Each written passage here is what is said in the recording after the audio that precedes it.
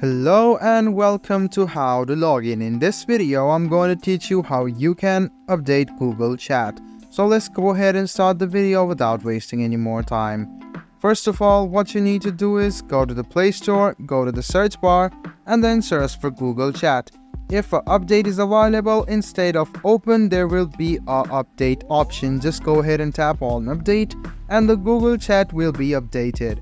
So talking about Google Chat, this is an app which is intelligent and secure, which provides communication and a collaboration tool built for teams.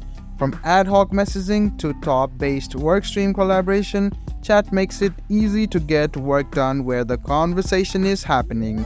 You can download and install the latest version of Google Chat. If it is not the latest version, you can just go ahead and update the app and have the most latest version of Google Chat. This is the way how you can update Google Chat. I hope this video was helpful for you. If you still have any kind of confusion, please do mention us on the comment section down below. Like the video, subscribe to the channel, and do hit the bell button for more. Hope to see you in the next video as well. Until then, goodbye, take care, and make sure you enjoy.